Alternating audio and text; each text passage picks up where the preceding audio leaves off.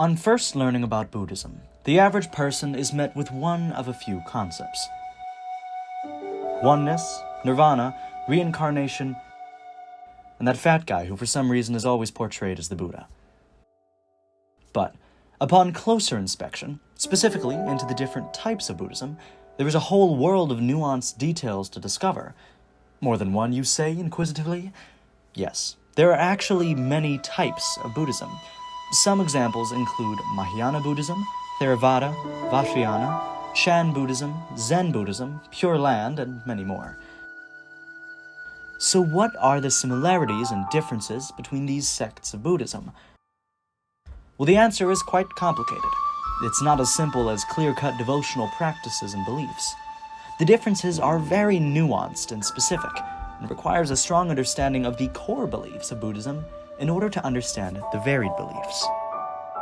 However, before delving into this multi-layered question, it's important to disclaim that the majority of these sects are offshoots of one another. That is, one branch off of another and evolved due to regional, cultural, and historical differences, as well as extra religious influences. For example, Buddhism began in India, where it eventually spread to South Asia, China, Eastern Asia, and eventually parts of the West. So it's important to understand the evolution of Buddhism, or at least acknowledge it, before delving into what actually is different. Some forms of Buddhism are rather similar, despite being considered their own sect. So now let's get into the question. Kicking off our existential journey across the universe is Mahayana Buddhism. Mahayana Buddhism is what most consider to be traditional Buddhism. It is the form of recognizable Buddhism that originally arose in northeast India in the 1st century BCE. Mahayana translates from Sanskrit into the Great Vehicle, in reference to its history. Mahayana is most distinguishable for its understanding that the focus of practice should not be in attaining nirvana, but the knowledge and wisdom gained along the way.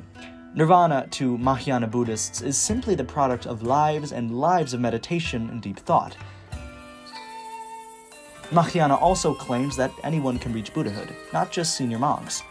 The concept of monastery class is not as emphasized as it is in other sects. Additionally, Mahayana Buddhism hones in on very complex philosophical concepts, such as the relativity between souls and the infinitum of the universe and time, which help build a framework for the belief that anyone and everyone can become Buddha, and therefore there are infinite Buddhas. The next form of Buddhism we will discuss is Theravada Buddhism. Theravada Buddhism is the kind most commonly practiced in Southeast Asia and Sri Lanka. Theravada appeared not long after Mahayana Buddhism, at around the 4th century CE. Thus, it was influenced deeply by Mahayana Buddhism, as well as the local fringe religious beliefs of Southeast Asia. It harbors many of the same concepts as Mahayana Buddhism, but with its own subtle interpretive differences. Theravada roughly translates to the way of the elders. Thus, it places a higher amount of importance on monastery class. Senior monks have more authority to pass down knowledge than younger monks, and this is done through more specialized ceremonies. While Mahayana Buddhism scripture is based largely around the original sutras compiled just by the death of Siddhartha Gautama, Theravada Buddhists follow what is called the Pali Canon. The Pali Canon, a collective of sutras written in the ancient Pali language, is actually believed to be the most accurate compilation of scripture from Buddha himself, as is believed by Theravadins. Theravada Buddhism also places a heavy importance on Buddha himself. While other sects care less about him as a deity and more on his teachings, in Theravada Buddhism, the Buddha is central. Contrast to Mahayana Buddhism, Theravadins believe that it is much harder for younger monks to attain nirvana. It is not something simply anyone can do. Thus, a hierarchy is established. Now onto Vajrayana Buddhism. Vajrayana Buddhism is particularly complicated because it takes many names. Vajrayana Buddhism is essentially synonymous with Tibetan Buddhism, and it is also often referred to as Tantric Buddhism, or Esoteric Buddhism. Vajrayana, however, translates to the diamond vehicle, or the strongest vehicle. This is because of the strong belief that the meditational practices focused on in Vajrayana are the strongest, period. Yes, Vajrayana has a focus on meditation. Big surprise. But actually, this is much stronger than most forms of Buddhism, definitely stronger than Mahayana and Theravada. In fact, the details are much better documented than either form. and even Vajrayana's history is based around meditation. The original Vajrayana texts, or tantras as they are called, details what were called yogis. These were travelers who meditated across the world in various ways, namely practicing yoga. These yogis eventually became mahasiddhas, or chief beings of understanding. This is essentially synonymous with Buddhas. Not only is meditation emphasized in terms of how to achieve mahasiddhaship, but it is also the practice of mantras, or divine utterances or chants, which provide spiritual awakening. In addition, there are certain philosophies which, heavily influenced by Mahāyānism, define Vajrayana. First is the concept of emptiness. The world, souls, and all energy is fluid and ever-changing.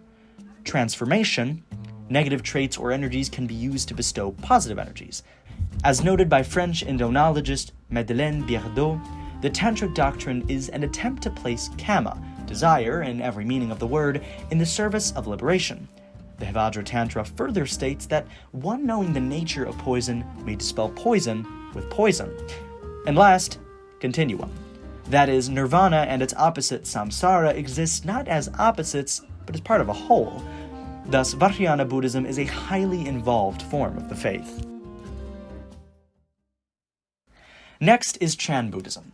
Chan Buddhism is, again, derived directly from Mahayana Buddhism in the 6th century CE and resides in China and parts of Eastern Asia.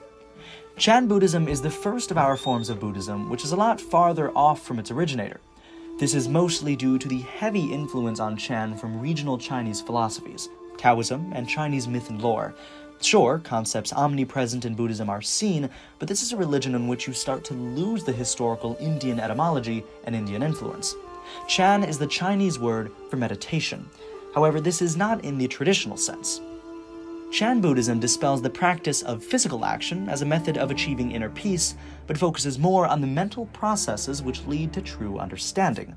This is where Taoist influence is visible. Concepts such as the duality between suffering and non-suffering, as well as that of non-action, a central Taoist practice, are visible. In fact, the 6th Chan patriarch, Huaining, is claimed to have described not thinking as the chief principle of Buddhism. Great, that doesn't sound complicated at all. In addition, Chan Buddhism, as we will commonly start to see, does not accept any sutra as definite. Chans are even instructed to constantly question what they read and what they are told in an effort to open the inward eye and see the nature of man.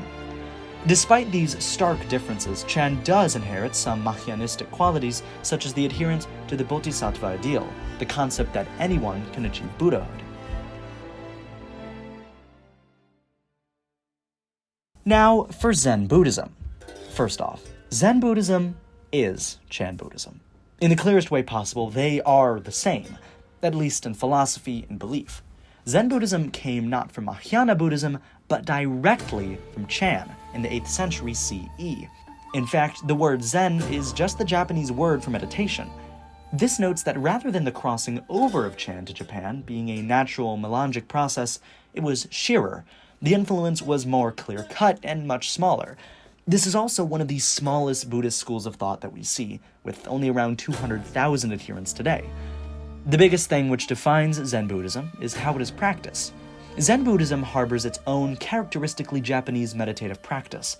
It is heavily influenced by Japanese culture, myth, folklore, as well as Confucian philosophy.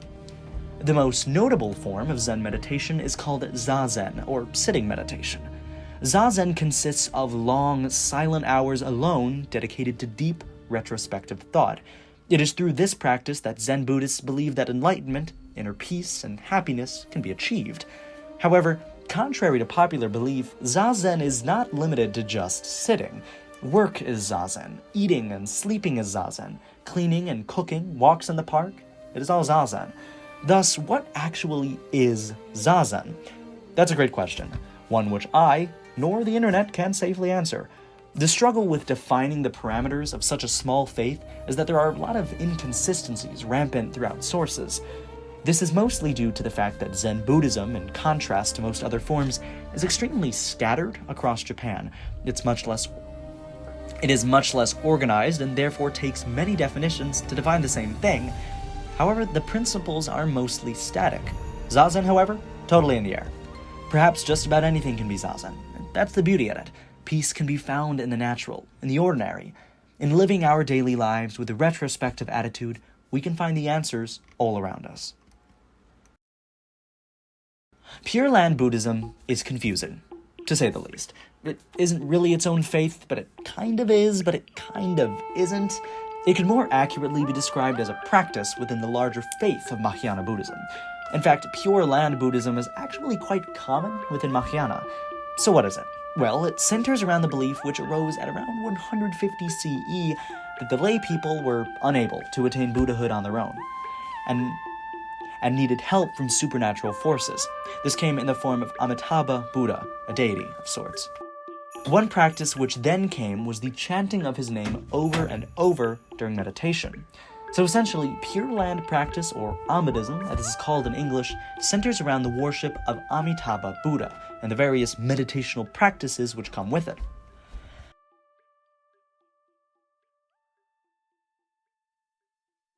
Last but not least, let's dive into Western adaptations of Buddhism. It is first important to note that you must understand the history of the West to understand its interaction with Buddhism. Buddhism didn't just randomly appear in the West, and it certainly wasn't some sunny day when a Frenchman replaced his beret and stripped clothes for a shaved head and an orange robe. Buddhism was first majorly introduced to the United States and the Western world in around the 19th century. This was mostly due to increased immigration. In the United States, for example, a large number of Japanese Zen Buddhists and Chinese Chan Buddhists brought along their beliefs with them. This caused a small but notable spread of beliefs and practices across the Western world. Today, Western Buddhism is characterized by its rugged individualism. Essentially, the morals of the West mixed with Buddhist ideals to create what is perceived as a highly personal faith, with little organization or hierarchical structure, as is seen across the Eastern world. Alternatively, fun fact, the first Western Buddhists were actually Greek during the Hellenistic period, and I can only imagine the philosophy that resulted by combining Hellenistic Greek thought with the extra-universal concepts of Buddhism was 100 times more complicated than anything I have the time or brain cells to explain. So there you have it, 7-ish types of Buddhism explained. Overall, it is clear that Buddhism is an extremely adaptive religion. Because of its lack of strict doctrine and organization, it's been able to spread across all walks of life with ease, creating a diverse series of faiths united under central philosophies and ideals. Buddhism is highly versatile, and even though it is extremely nuanced and difficult to describe, there is plenty to learn from it.